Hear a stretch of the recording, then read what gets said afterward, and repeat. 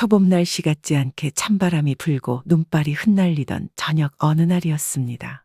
68세의 이순호 씨는 오랜만에 친구 모임에 가기 위해 외출 준비를 하다가 문득 거울 앞에 멈춰 섰습니다. 거울 속 자신을 바라보다 그는 가슴 한구석이 무겁게 가라앉는 것을 느꼈습니다. 낡고 색바랜 점퍼와 주름진 셔츠, 한쪽 밑창이 닳아 기울어진 구두까지 어느새 자신의 모습이 너무나 초라해진 것 같았습니다. 순호 씨는 젊었을 때 남들보다 멋지게 옷을 입지는 못했어도 늘 단정하고 깔끔했습니다. 친구와 이웃들은 그런 그를 보며 순호 씨는 나이 들수록 더 멋지네 하고 칭찬해주곤 했죠. 하지만 은퇴 이후 경제적 압박과 삶의 무게가 그의 마음을 짓누르면서 스스로를 돌보는 일이 점점 귀찮아졌습니다. 옷차림은 아무렇게나 편하게, 심지어 누군가를 만날 때도 별다른 신경을 쓰지 않게 되었습니다. 모임 장소인 작은 카페에 들어섰을 때 그는 더 큰 좌절을 맛봐야 했습니다. 친구들은 하나같이 정갈하고 세련된 모습이었습니다. 단정하게 다린 옷과 반짝이는 구두를 신은 그들은 나이에도 불구하고 활기가 넘쳐 보였습니다. 순호 씨는 자신도 모르게 위축되었습니다. 친구 민규 씨가 그를 반갑게 맞아주었지만 그는 그 인사조차 제대로 받아들일 수 없을 만큼 마음이 무거웠습니다. 모임 중 민규 씨가 조용히 이야기를 꺼냈습니다. 얼마 전에 아들 회사 행사에 다녀왔어. 그런데 출발 전에 아들이 나한테 아버지, 오늘은 좀 제대로 차려입으시면 좋겠습니다 라고 말하는데 그 말에 얼마나 부끄러웠는지 몰라. 그때부터 옷차림에 좀 더 신경 쓰기 시작했는데 놀랍게도 사람들의 시선이 달라지더라고. 민규 씨의 이야기를 듣자 순호 씨는 가슴이 쿵 내려앉는 느낌이었습니다. 그는 며칠 전 손녀의 졸업식에서 비슷한 경험을 했던 것입니다. 가족 사진을 찍을 때 아들이 조심스럽게 건넸던 말, 아버지, 좀 더 좋은 옷을 입으셨으면 좋았을 텐데. 그 순간 느꼈던 초라함이 아직도 그의 가슴 속에 남아 있었습니다. 그날 밤 순호 씨는 오만 생각으로 잠도 오지 않았습니다. 그러던 중 오래전 대학 시절 존경했던 교수님이 하셨던 말이 불현듯 떠올랐습니다.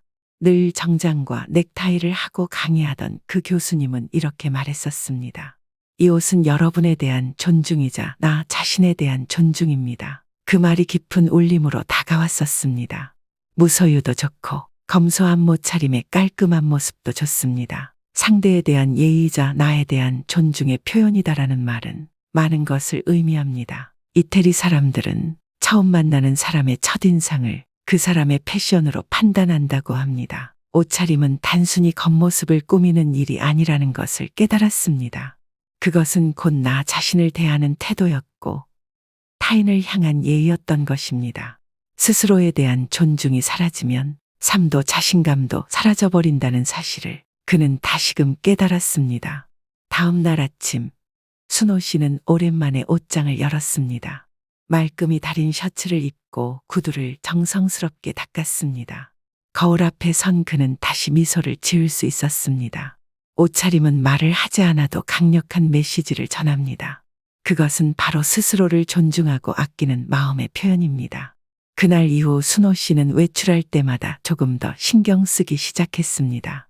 그리고 어느새 다시 사람들로부터 순호 씨, 정말 멋지게 나이 드시네요 라는 말을 듣게 되었습니다. 오늘부터라도 스스로를 위한 작은 변화를 시작해보는 건 어떨까요? 모임 이후 순호 씨는 지난날 자신의 모습을 돌이켜보며 오랫동안 깊은 생각에 빠졌습니다. 집에 돌아와 소파에 앉아 창밖을 바라보니 초봄의 눈은 어느새 차가운 빗물로 바뀌어 유리창을 타고 흘러내리고 있었습니다. 빗물이 흐르는 창을 보며 그는 마치 자신의 지난 세월도 그렇게 서서히 흐릿해지고 있음을 느꼈습니다. 순호 씨는 얼마 전 손녀의 졸업식에서 겪었던 초라한 순간을 다시금 떠올렸습니다. 사진을 찍을 때 아들이 조심스레 건넨 말, 아버지, 조금만 더 좋은 옷을 입으셨으면 좋았을 텐데. 이 한마디는 지금까지도 마음 깊숙한 곳에 날카롭게 박혀 있었습니다. 노년 심리 전문가들은 옷차림이 흐트러지는 것은 내적 자존감이 무너지고 있음을 나타내는 신호라고 지적합니다. 그는 자신이 단지 경제적 여유가 없어서가 아니라 스스로를 소중히 여기는 마음마저 잃어가고 있다는 사실에 가슴 아파했습니다. 젊었을 때는 바쁘고 활기찬 삶 속에서 옷차림에 특별히 신경 쓰지 않아도 당당할 수 있었습니다. 그러나 은퇴 후 시간이 많아졌음에도 불구하고 순호 씨는 오히려 그 시간 속에서 점점 자신의 존재감을 잃어갔습니다. 한 철학자는 자신의 외모를 관리하는 것은 허영이 아니라 내면의 삶에 대한 존중의 표현이다라고 말합니다. 순호 씨는 옷차림이 흐트러지면서 자신의 마음가짐도 함께 무너지고 사람들과의 관계조차 멀어진다는 것을 비로소 깨달았습니다. 순호 씨는 주변 사람들의 모습에서도 이러한 변화를 확인할 수 있었습니다. 몇 년 전부터인가 늘 같은 낡고 흐트러진 옷차림으로 동네 벤치에 앉아 멍하니 시간을 보내는 옆집의 창수 씨는 처음엔 밝고 사람들과 어울리길 좋아했지만 어느 순간부터 자신감을 잃고 점점 고립되기 시작했습니다. 그의 모습에서 생기와 활력이 사라지자 이웃들도 점차 그에게 말을 걸기 꺼려했습니다. 결국 창수 씨는 혼자서 조용히 보내는 시간이 길어졌고 더 외로워지면서 마음의 문을 닫아버린 채 살아가고 있었습니다. 반면 민규 씨는 은퇴 후에도 언제나 단정한 옷차림과 밝은 미소로 동네를 활기차게 만들었습니다. 그는 자신의 옷차림에 신경 쓰는 일이 단지 외모를 위한 것만이 아니라 삶에 대한 예의이며 주변 사람들에 대한 배려라고 생각했습니다. 그런 민규 씨에게 사람들은 자연스럽게 다가갔고 그의 밝은 에너지는 동네 사람들에게도 전염되어 주변에 활기가 넘쳤습니다. 민규 씨의 모습은 순호 씨에게 사회적 관계의 시작은 나 자신에 대한 존중에서부터 비롯된다는 중요한 메시지를 다시금 일깨워 주었습니다. 이러한 생각 끝에 순호 씨는 오래전 대학 시절 존경하던 교수님의 말씀을 다시 떠올렸습니다. 옷차림은 자신에 대한 예의이며 타인에 대한 존중의 표시입니다. 그때는 몰랐던 그 말의 깊은 의미가 이제야 가슴 속에 뚜렷이 다가왔습니다.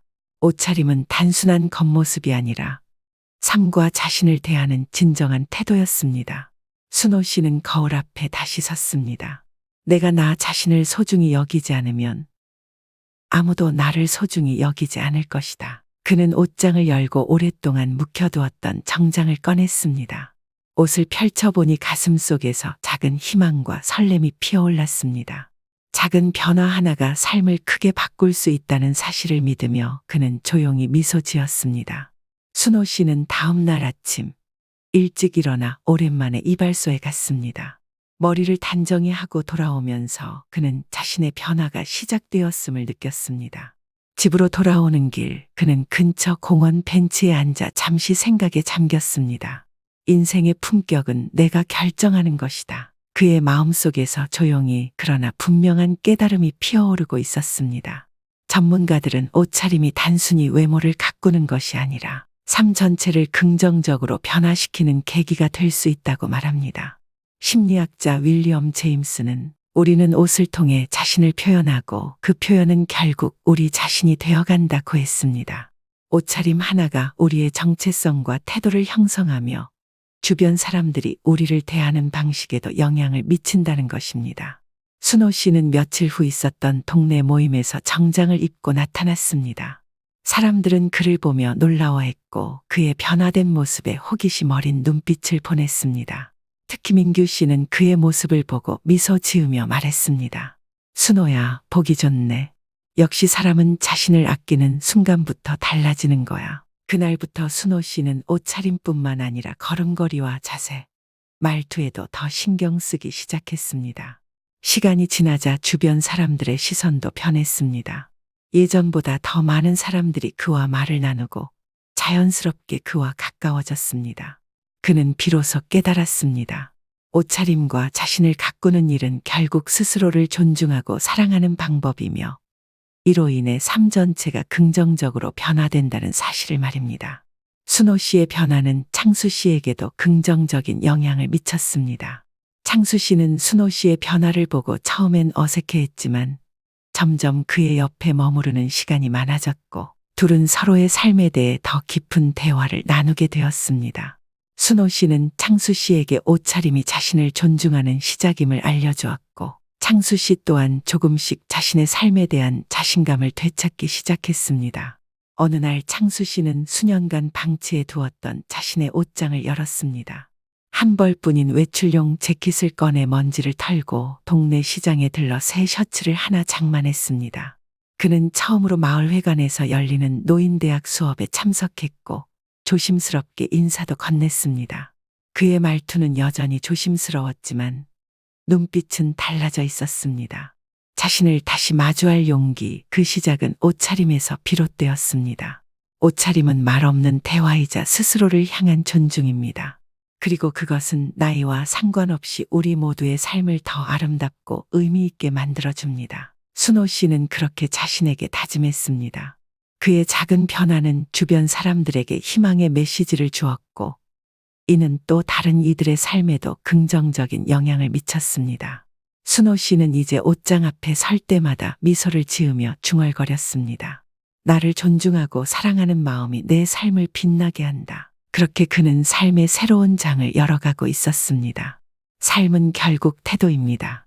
그것은 우리가 선택하는 말, 행동, 표정 하나하나에 스며들어 있습니다. 그 태도는 사소해 보이는 습관 속에서 조용히 자리를 잡고 시간이 지나면 우리의 품격을 결정짓는 뿌리가 됩니다. 노년의 삶은 과거의 결과물이자 현재의 태도에 따라 계속 쓰여지는 이야기입니다.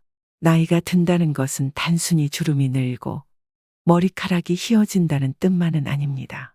오히려 그것은 내가 나를 어떻게 대하느냐에 따라 더 깊어지고 더 빛날 수 있는 시간입니다.